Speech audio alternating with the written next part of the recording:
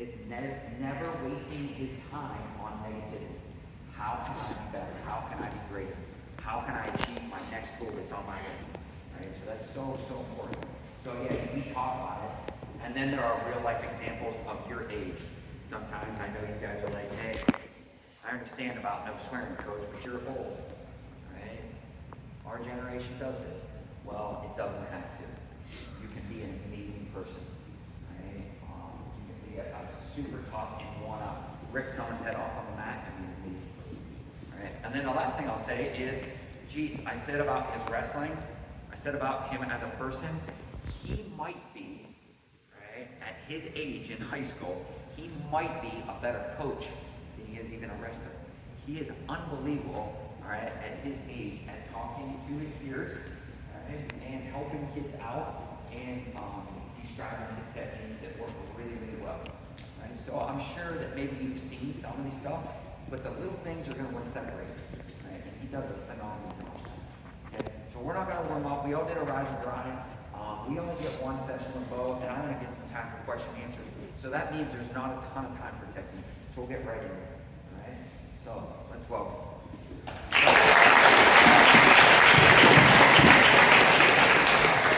right, hey, awesome. I'm super excited to be here. It's really a less than 30-minute drive up here. We're up here all the time. I know Melvin's been up for us live, and I plan to come up over the next couple of weeks, getting ready for Fargo and Pan Ams. But again, all I know since I was young is since I started wrestling as Young Guns. And even before I was like 1 year old, I'm representing Young Guns before I even knew what it was. So it's really near and dear to my heart. What Coach Strickmatter, Jody and John, and all of the coaches here have done for me, I couldn't be more appreciative of that. They're amazing. They completely changed my wrestling career, and so I'm super excited to be in this role. I've been in your shoes for years and years and years, and it's cool to be in this situation to pour into you guys and try to help you out. So I'm really excited to be here. I learned throughout doing this stuff and teaching and helping people out. I'm able to learn and even deeper. So I can remember growing up, the camps weren't always right here. This new building's like unbelievable. This is luxury. Back in the day, we'd be all over the place. At Franklin Regional, UPJ, a lot of different locations where I've become Young Guns camps, and now we have this awesome building. So it's been a blessing wrestling for Coach Strickmatter all my life, and we've been in some pretty cool moments together. A lot of different times I can remember, going in the corner, giving my dad a hug, and Coach Strickmatter a hug. It's pretty cool to be able to do that with these guys. We've been with them since day one, so it's awesome. A little bit about what's going on this week is like heavy camp. So I started on Saturday. I started out Eastern PA. It was like 3.5 hours way out east, like towards the Poconos. And then Monday I was at Jordan Burroughs Academy, and that was good. That was out in Jersey. Yesterday I was in Pittsburgh. Today I'll be here. Tomorrow I'll be in Oklahoma, and Friday through Sunday I'll be in Texas. So we're rolling this week in all kinds of different places, and I'm just excited to share a lot of different stuff with you guys. So that's what's going on. And also on Monday, I had some unfortunate news. Right, it wasn't the plan, and life doesn't always go as planned. But I decommitted from the University of Iowa, so I'm excited for that process going forward to see where best fits me, where my family best fits, and where it is God's plan for me to be. So that has been happening recently. My next couple events too, I'm wrestling at Fargo next month. Really excited about that. I haven't wrestled Fargo in a while, and it's my last ride. So this is the last year that I can wrestle with my brothers there, and excited for that. We're taking a whole crew from my school. And then I'm wrestling also in Pan Ams in August in Paraguay, representing the USA at 65 kilos, U23.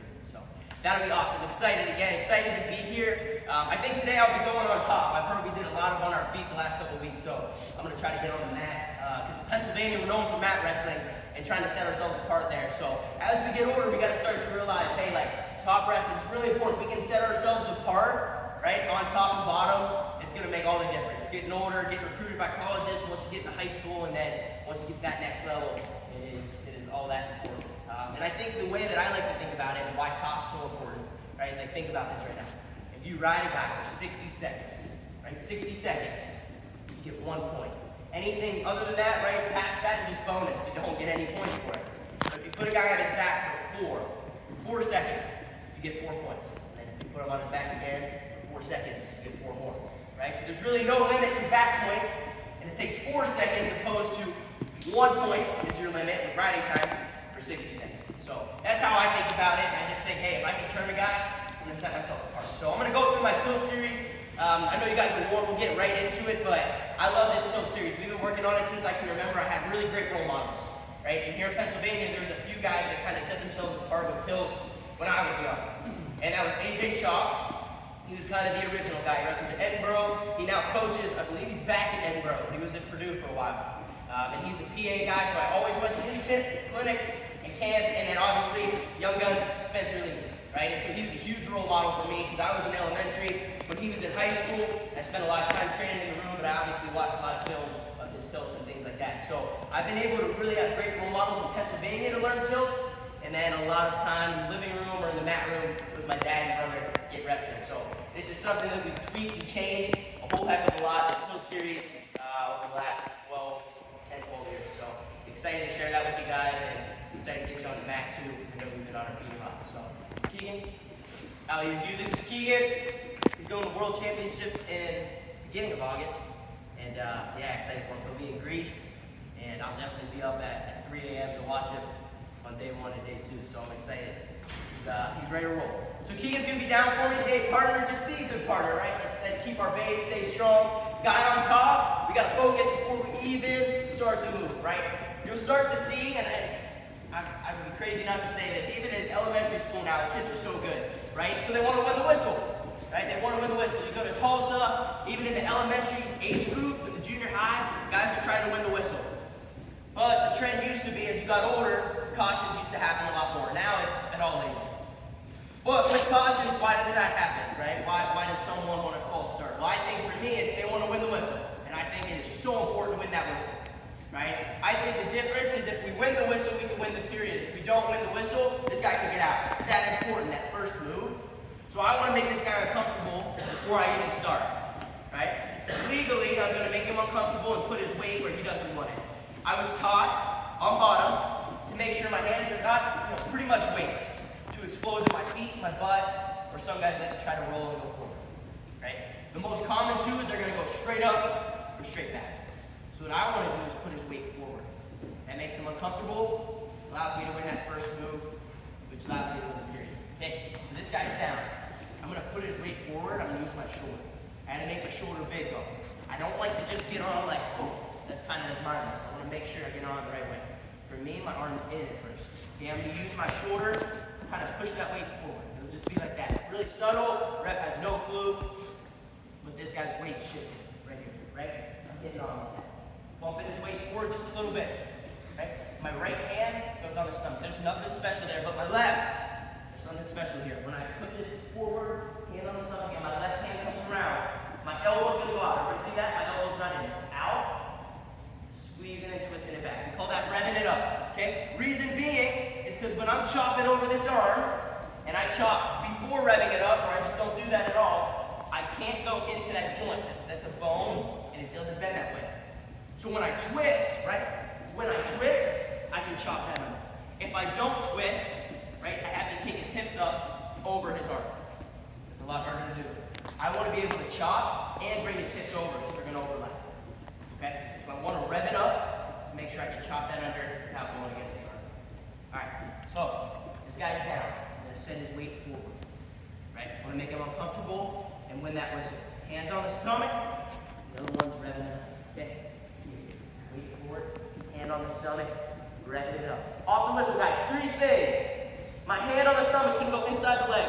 Helps me get some space between his butt and his heels. My guys right here, you can see this. I need that space. It's going to start here. I got to get into there, right? So I need that space. I want a little bit of space to get my knee in there to go forward pressure. My knee pressure is so important, right? We got to make sure to stress the knee pressure, right? The knee pressure alone, I can start to launch him forward, right? Really important there. And then I'm going to chop. So I'm going to lift, knee pressure, chop, right? Those 3 things. Again, put that up forward, hand on the stomach, rev it up. Off the whistle, lift, knee up the butt, jump. Right there, right? Ideally, that's perfect. Once I find his wrist, I'll pull it tight, there. Okay, one thing that I see with guys in their wrist and keeping it tight, they're gonna let this wrist go up here. Okay, it's tight, there's no space, it's also on his chest. We're not trying to roll his chest, right? We're trying to roll his hips. So I want it down on his hips. Everybody see that? Then I'm gonna drop my shoulder down. A lot of times we leave our shoulder high, and again, we're not trying to roll this part of his body. We're trying to roll his hips. So So I gotta drop that shoulder down. I almost sink into my own feet here, like this, right? Get low. I'm gonna walk out to the side. My elbow right here is gonna be inside the leg. That's gonna be crucial. A lot of guys are gonna miss that at first. Elbow inside the leg, okay? And my head's under. I'm gonna be on my toes, facing him, right here. Right? This is where I wanna be. We'll stop here for now because this breakdown is super important. I gotta get out to the side. I gotta be ready to explode. One more time. A lot of little details, guys. You wanna win this quickly. So, hold this down. Hold that forward. Hand on the side. Other hand. Rev it up. Lift. Drop. Chop. Okay. Left the wrist. I'm gonna pull it like a belt all the way around. It's gonna be no space. It's down at the hip, and I drop my shoulder down. Right? Sink into my hips. Drop my shoulder down. Elbows on the inside. Heads underneath, and I'm out to the side. Really quick, everyone. This hand, raise your hand. Okay. I'm going to find this grip right here. Everybody look at this. 2 bones. Your hand and your forearm, the rest of your arm. There's 2 bones there, one stays out. Everybody see that? That's where I want my middle finger and my thumb. I'm trying to touch those around his wrist. That's ideal on the wrist. On the elbow here, we're going C grip. C grip on the elbow. Up here on the So, on the wrist, finding those 2 bones. On the elbow, C grip around that elbow. Does that make sense? Okay. Now, this breakdown is called the 180 breakdown. Right? So against the best guys, the theory and the reason behind the name is we will start facing the ref, we'll start facing this way, and we will end facing that. Against the best guys, right? Because they're going to try to stay up, they're going to try to fight, we're going to keep going knee pressure, chopping, and normally end up facing that way. So a little bit better, like tough feel here, like live feel would look here. Chop, chop, chop. Okay, facing that way, about 180. Maybe a little bit more turn. Then we're going to pull it tight, drop our shoulder down, out to the side, on our toes. That elbow inside the leg is really important. We all good there? Any questions? Nothing. All good? All right, get a partner, we'll go one up. All right, also, I'll be walking around. If you need help, just come grab me. All right, because I might not see you over there. You know, you're way in the corner, just grab me. I'll come over. My partner here, my strong partner, is going to be down. He's got his perfect base set. Joe's going to be a good partner here. We're going to start rolling. Okay? This one's important. Alright? And also, yeah, you guys see the video. I forgot to say that earlier. Now, I like this roll through tilt, but it has to have a sense of urgency. When I find the wrist, I want to go right away. Right? I want to go. I think that some guys get the wrist, they're a little bit hesitant, they wait, and then they go. And then they might get it, they might not. But if you go right away, right, we find the wrist, boom. We're shifting the weight, high legging, I think it's almost probably 100% success rate. We can find the wrist, which I believe is the hardest part. We're going to turn. We're going to turn. I think as you're younger, the hardest part is turning the guy, and then as you get older, the hardest part is finding the wrist. Just a little bit for your thinking. But when I get this wrist, I'm going right away. Okay, so strong partner. JoJo's down. What I want to do, guys, again, is put that weight forward. Right? So all this weight right now is back here. I got to come on. Shift that weight forward. Okay, my hands on the stomach, my other hand, rev it up. I think that's important. I mean, it's an advantage before we start wrestling. So, no brainer every single time. So, that weight forward, I rev it up. Off was inside. Lift, knee up the butt, chop. Right there. I find this wrist, and I'm pulling it tight. Okay, my shoulder's going to sink down to the hip. It's not up here. I've got trouble rolling JoJo through, right? I'm a lot bigger. So I'm going to drop my shoulder down. Shoulder down, wrist down. Okay, we're not tilting the chest. Tilting the chest. Here, my elbows inside the leg, out to the side, on my toes. Right? Not on my knees, on my toes. I'm going to shift the weight, and then high leg. Watch this. It's going to be one step. Here. High leg, my foot lands, then my knee is going to face the ceiling. This bottom leg is going to catch, elevate, elbow touches my knee. Let me get this guy, get that foot. Then I'm rolling up, and scoring. Again. So, partner down. Hey guys, real quick, forgot to mention, when I get the wrist, most people roll from behind. Okay? So I find the wrist here. Most people like to roll from behind. Even some of my role models that I learned from. Like Spencer rolls from behind. I even think AJ Shop rolls from behind. I know. Reason being is when I roll from back here, my hips gotta run all the way around to like right there. Right? That's a far way to go. I gotta keep this guy there. But what the problem was, is to roll through. So I get it, a wrist, which is really tough.